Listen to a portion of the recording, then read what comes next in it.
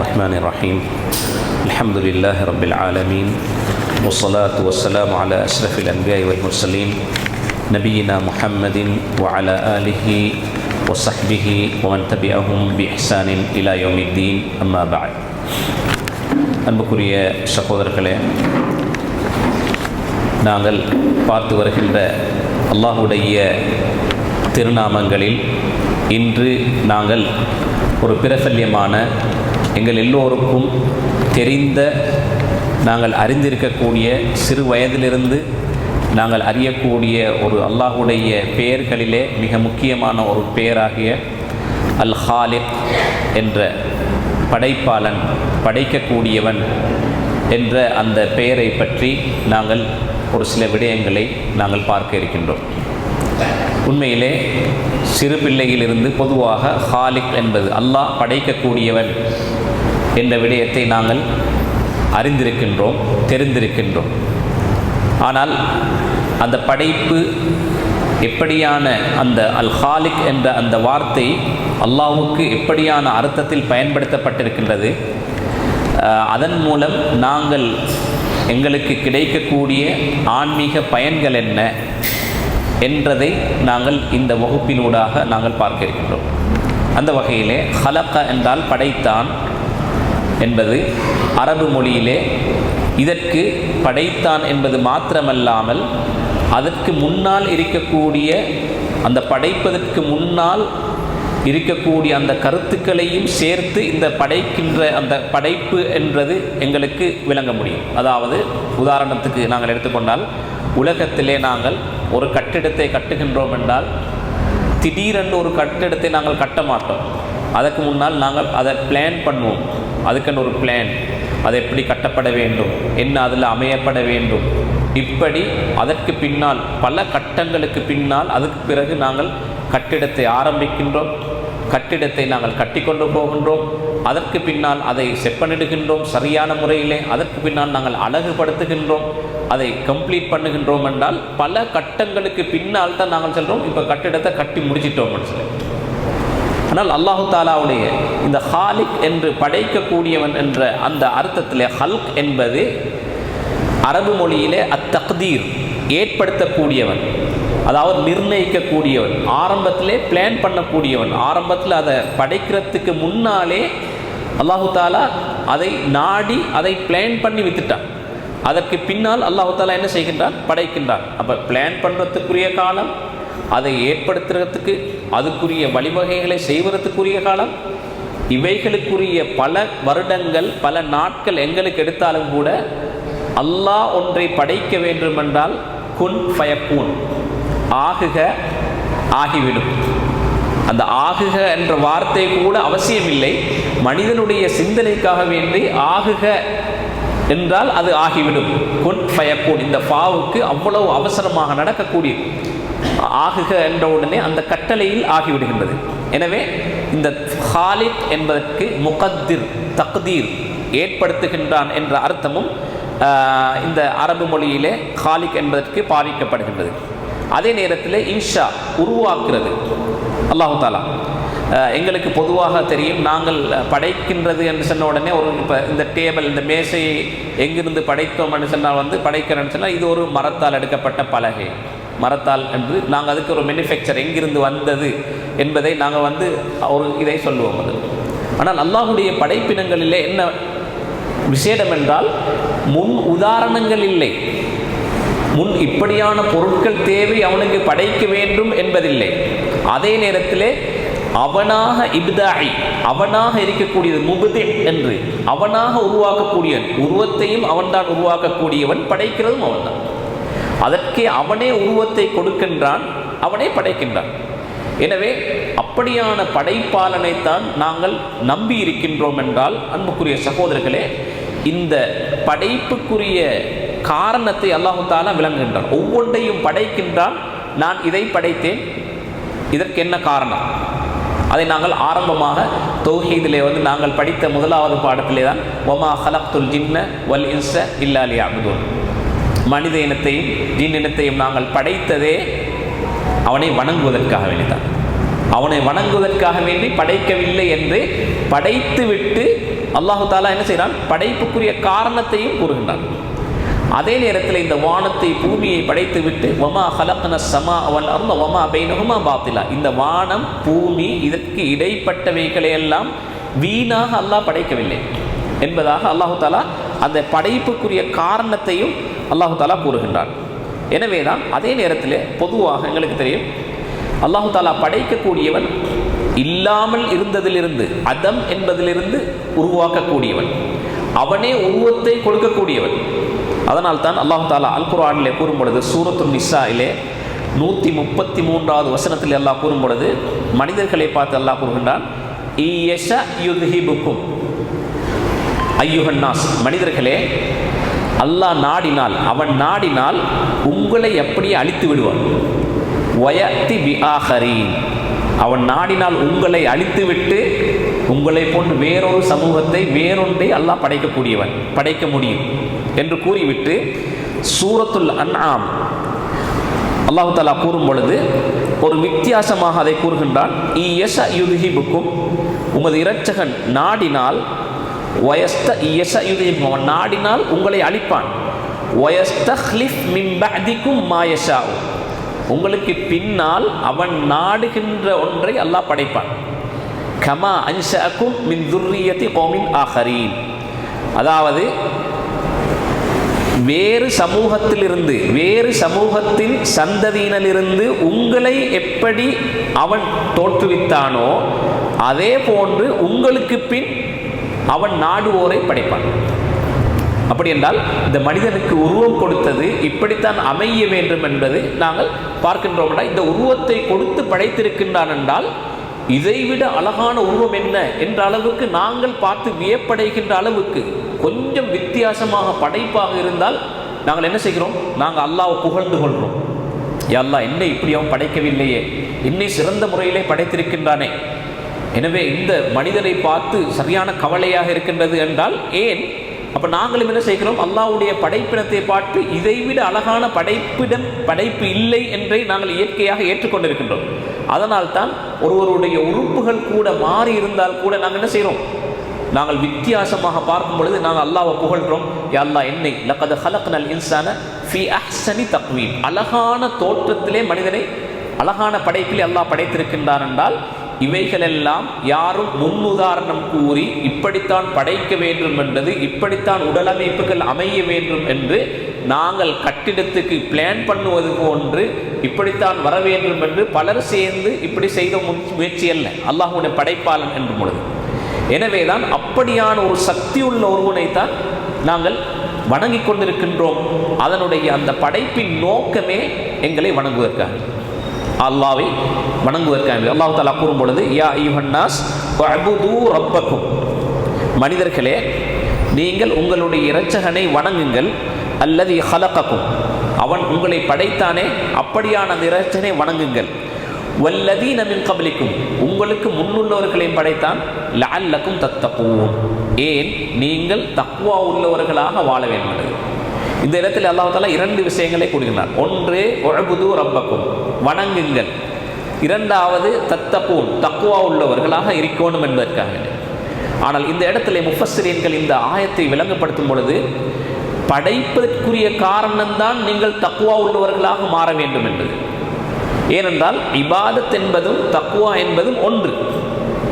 இபாதத் என்பது அல்லாஹ்வுக்கு முழுமையாக கட்டுப்படுவது, அல்லாஹ்வுடைய ஏவலை ஏற்பது, விலக்கலை தவிர்த்து கொள்வது. தக்வாவும் என்ன, அல்லாஹ்வுடைய ஏவல்களை ஏற்று விலக்கல்களை அப்படியே தவிர்த்து கொள்வது தான் தக்வா என்பது. எனவே தான் லஅல்லக்கும் தத்தகூன், நீங்கள் தக்வா உள்ளவர்களாக மாற வேண்டும். எதற்காக வேண்டி தெரியுமா? உங்களை அவன்தான் படைத்தான் என்பதற்காக. இந்த படைப்புக்குரிய காரணத்தையும் கூட அல்லாஹு தஆலா இந்த காரணத்தை ஹல்க் என்பது, நீங்கள் தக்வா உள்ளவர்களாக மாற வேண்டும். ஏன்?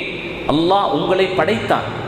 எனவே நீங்கள் இந்த ஆயத்தை பார்க்கும் பொழுது, நான் ஏற்கனவே அந்த ஓதிய ஆயத் வமா ஹலக்துல் ஜின்ன வல் இன்ஸ இல்லா லியஅபுதூன் இரண்டையும் வைத்து பார்க்கும் பொழுது நிச்சயமாக அல்லாஹு தஆலா படைப்பாளன் தான். ஆனால் படைத்துவிட்டு அந்த படைப்புடைய நோக்கத்தை அல்லாஹு தஆலா அப்படியே எங்களுக்கு கூறியிருக்கின்றான். அதே நேரத்திலே அதற்கு மாற்றமாக அதை இன்னும் தெளிவுபடுத்துவதற்கு அல்லாஹு தஆலா பல குர்ஆன் வசனங்களிலே அஃபஹ்சிபுத்தும் அன்னமா ஹலக்னாகும் அபஸன், நீங்கள் எல்லாம் உங்களை வீணாக படைக்கப்பட்டீர்கள் என்பதாக, அல்லாஹ் தஆலா உங்களை வீணாக படைத்திருக்கிறான் என்பதாக நீங்கள் நினைச்சு கொண்டிருக்கிறீர்களா என்பதாக அல்லாஹ் தஆலா கூறுகின்றான். எனவே அன்புக்குரிய இஸ்லாமிய சகோதரர்களே, இந்த ஹாலிக் என்பது அல்லாஹுக்கு ஈஜாத் இல்லாமலிருந்து உருவாக்கக்கூடியவன், அதே நேரத்தில் ஏற்கனவே நிர்ணயிக்கக்கூடியவன், உருவம் கொடுக்கக்கூடியவன். அதனால்தான் சூரத்துல் ஹஸ்ரிலே அல்லாஹ் தஆலா இந்த ஹாலிக்கை கூறிவிட்டு வல்லாஹுல் ஹாலிகுல் பாரிஉல் முஸவ்விர், உருவம் கொடுக்கக்கூடியவன், இல்லாமலிருந்து எங்களுக்கு இல்லாமலிருந்து உருவாக்கக்கூடியவன், ஏற்கனவே இல்லாமல் இருந்தது. எனவே அல்லாஹ் தஆலா உருவாக்கி இருக்கின்றான். இதே போன்று இந்த ஹாலிக் என்பதை அல்லாஹ் தஆலா பல இடங்களிலே குர்ஆனிலே கூறுவது போன்று அல் ஹல்லாக், அதிகமாக படைக்கக்கூடியவன். அதாவது படைப்பதெல்லாம் ஒரு, அதாவது அல் ஹல்லாக் என்பது ஒன்றுக்கு பின்னால் ஒன்றை படைக்கக்கூடியவன். ஒரே இனமாக இருக்கலாம், சில நேரங்களிலே பல உருவங்களிலே அல்லாஹ் தஆலா படைச்சிருப்பான். அதனால் தான் இமாம் இப்னுல் கைம் ரஹ்மத்துல்லாஹி அலைஹி அவர்கள் அழகான முறையில் இந்த குர்ஆன் வசனத்தை கூறும் பொழுது, அல்லாஹ் தஆலாவுடைய அறிவை பற்றி கூறும் பொழுது, ஒரு வசனத்தை ஒரு மனிதன் சிந்தித்தால் அதுவே போதும். சூரா யாசீனிலே வரக்கூடிய கால மை யுஹ்யில் இதாம வஹிய ரமீம், உக்கி மண்ணாகி போன இந்த எலும்பை உயிர்ப்பிக்கக்கூடியவன் யார் என்று சூரத் யாசீனிலே அல்லாஹ் கூறுகின்றான். அப்பொழுது அல்லாஹ் தஆலா பதில் சொல்லுகிறான், குல், நபியை கூறுங்கள், யுஹ்யீஹல்லதி அன்ஷஅஹா அவ்வல மர்ரத்தின், முதல் முறையிலே அவனை யாரு இல்லாமல் இருந்து உருவாக்கினோ அவன்தான் என்று கூறிவிட்டு வஹுவ பிகுல்லி ஹல்கின் அலீம், அனைத்து படைப்பினங்களையும் அவன் அறிந்தவன், ஹல்கின் அலீம் என்று கூறிவிட்டு அவனுடைய சக்தியை பற்றி கூறும் பொழுது அல்லாஹ் தஆலா அதே சூரா யாசீனிலே 81வது வசனத்திலே அல்லாஹ் கூறுகின்றான், அவனுடைய சக்தியுடைய பூரணத்துவத்தை நிறுவுவதும் பொழுது அவலை சல்லதி ஹலகஸ் ஸமாவாதி வல் அர்த பிகாதிரி, இந்த வானம் பூமியெல்லாம் படைத்தவனுக்கு பிகாதிரி, அவன் சக்தியுள்ளவனாக இல்லையா, அலா ஐயஹ்லுக மிஸ்லஹும், அவர்களைப் போல இன்னும் படைப்பதற்கு சக்தியுள்ளவன் இல்லையா என்று அல்லாஹ் கேட்கிறான். அப்படி என்றால் ஒரு படைப்பை படைத்து விட்டு சரி படைச்சு முடிஞ்சு அதுக்குங்கால படைக்கேலான்னு இருக்கின்றானா? இல்லை. அல்லாஹ் தஆலா கூறும் பொழுது வஹுவல் ஹல்லாகுல் அலீம், அவன் ஒன்றுக்கு பின்னால் ஒன்று படைக்கிறான்.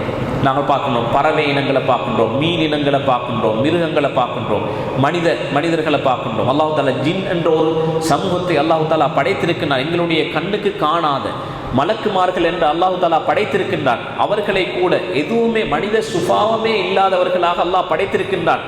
உண்ணுவதும் இல்லை, குடிப்பதும் இல்லை, அவர்களுக்கு எந்த தேவையும் இல்லை, ருக்கூவிலே சுஜூதிலே இறுதி நாள் வரைக்கும் இருக்கக்கூடியவர்கள், அவர்களை அல்லாஹ் தஆலா ஒரு படைப்பினமாக படைத்திருக்கின்றான். எந்த அளவு பிரமாண்டமான படைப்பு என்றால், ஜிப்ரீல் அலைஹிஸ்ஸலாத்து வஸ்ஸலாம் அவர்களை இறங்கும் பொழுது ஒரு முறை ஜிப்ரீல் அலைஹிஸ்ஸலாம் அவருடைய உரிய தோற்றத்திலே, அவர் மலக்கு என்ற தோற்றத்தில் இறங்கும் பொழுது இந்த வானத்தையும் அவருடைய இறக்கை இந்த வானத்தையும் பூமியையும் ஸ்பேஸ் அவ்வளவே மூடிக்கொண்டது என்பதாக ரசூலுல்லாஹி ஸல்லல்லாஹு அலைஹி வஸல்லம் அவர்கள் வர்ணிக்கிறார். இந்த வானத்துக்கும் பூமிக்கும் இடையில் உள்ள இடங்களை, அந்த ஸ்பேஸை அப்படியே மூடிக்கொண்டது என்றால் இவ்வளவு பிரமாண்டமான படைப்பு என்றால், அன்புக்குரிய சகோதரர்களே, இறக்கைகள் 600 இறக்கைகள் என்றால் ஒரு மனிதனுக்கு 2 இறக்கை இருந்தால் எப்படி இருக்கும் என்று நீங்கள் சிந்தித்து பாருங்கள். இப்படியான படைப்பினங்களை எல்லாம் படைக்கக்கூடியவன் என்று அல்லாஹு தஆலா வஹுவல் ஹல்லாக் என்றால் மலக்குமார்களை வித்தியாசமாக படைத்திருக்கின்றான், மனிதனை வித்தியாசமாக படைக்கின்றான், ஜின்களை வித்தியாசமாக படைத்திருக்கின்றான், இப்படி மிருகங்களை, இப்படி பறவைகளை, இப்படி உலகத்தில் இருக்கிற அனைத்து படைப்பினங்களையும் அல்லாஹு தஆலா ஒவ்வொரு வித்தியாசமாக படைத்து விட்டு என்ன செய்கின்றான்? அல்லாஹு தஆலா எங்களுக்கு ஆர்வப்படுத்துகின்றான். நீங்கள் போய்த்து பாருங்கள், நீங்கள் போய்த்து படைப்பினங்களை பற்றி சிந்தித்து பாருங்கள். அல்லாஹ்வுடைய அத்தாட்சிகளை கூறிவிட்டு என்ன செய்கின்றான்?